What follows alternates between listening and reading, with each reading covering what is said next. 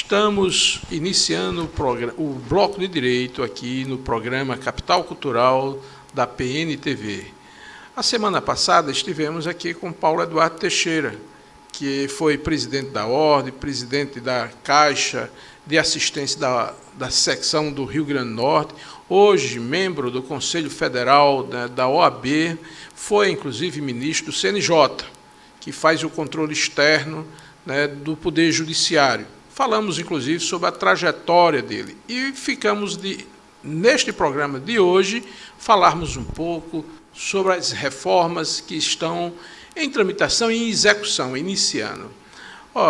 Paulo, você como conselheiro federal da OAB, foi um dos poucos conselheiros que não concordou com a OAB, com o Conselho Federal, para o impeachment da presidente Dilma. Como foi aquele seu posicionamento? Evandro, eu diria que ali foi uma posição muito pensada, em decorrência da valorização e da legitimação de um processo eleitoral. Eu entendi naquela época, como entendo hoje também, que a OAB não deveria ter patrocinado o impeachment da presidente Dilma. Até porque eu não vislumbrava ali os fatos ali trazidos pela imprensa e por alguns daquele cometimento da suposta falta da presidente. E eu acho que isso repercutiu muito mal dentro das seccionais, inclusive causou fissuras, e dentro de alguns conselhos, dentro de algumas diretorias, e eu entendo que aquilo ali evitou com que nós evoluíssemos significativamente nas causas da advocacia. Porque, em função de toda essa celeuma, dessa problemática, eu acho que a Ordem demorou muito a reagir em relação aos pleitos da categoria.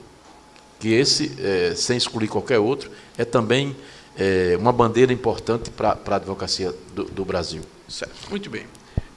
Em relação à reforma trabalhista, nós estamos vendo, volta e meia, uns ataques à Justiça do Trabalho.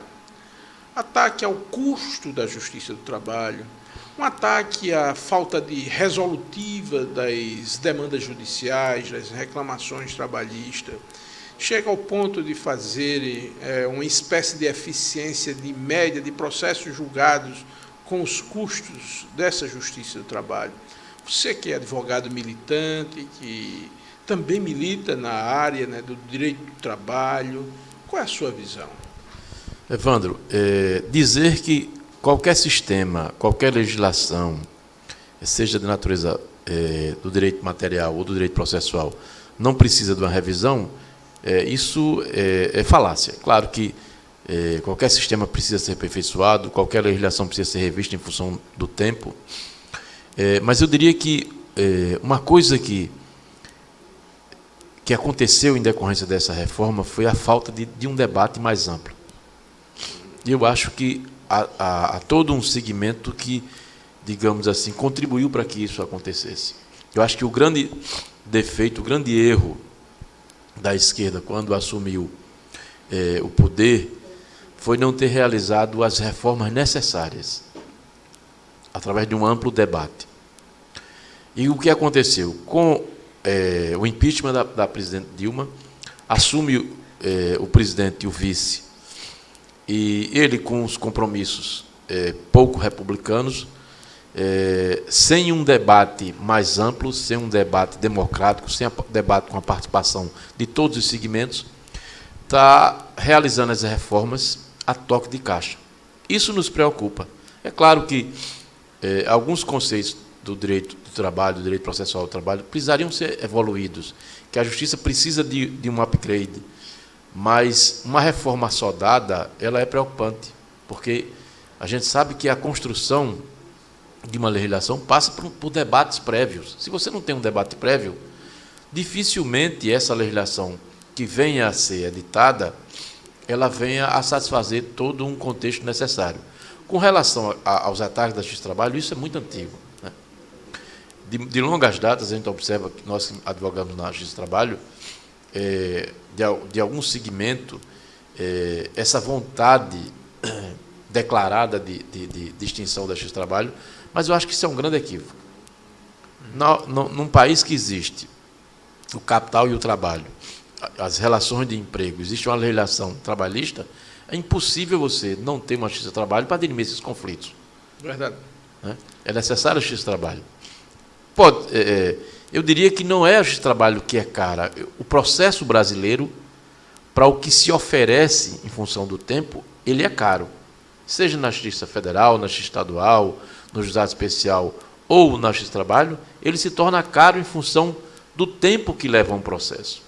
Mas se a gente conseguisse dar efetividade aos processos, agilidade, rapidez, eu diria que esses custos cairiam bastante. Certo. Paulo Eduardo Teixeira, que é advogado. A Constituição vem sendo reformada em alguns aspectos no direito político eleitoral. Já na campanha para presidente da República, que foi eleita a presidente Dilma, já se tinha uma proposta de uma coalizão de entidades, inclusive que a Ordem dos Advogados integrou. E ali receberam 6 milhões, né, de assinaturas. E essas assinaturas eram para uma constituinte específica e exclusiva para a reforma política. E ela está vindo a conta-gotas, ao ponto de agora ter sido aprovado no Senado o voto distrital misto para as eleições já municipais, que não é esta eleição agora, é a eleição de 2020. Então, na sua condição de advogado e de cidadão, qual é a visão que você tem? E você, como membro da OAB, deve ter contribuído para aquela coalizão de entidades. Eu diria, Evandro, que toda modificação que tem ocorrido nos últimos anos em relação ao sistema eleitoral brasileiro existiram em decorrência de uma manifestação popular. A lei da ficha limpa é uma situação, como chamada exemplo, lei dos bispos, né, que não foi da vontade dos políticos, e sim da sociedade. E o que nós vemos hoje, através da classe política, são arremedos de reforma. Ninguém quer fazer uma reforma ampla, porque ninguém quer perder poder.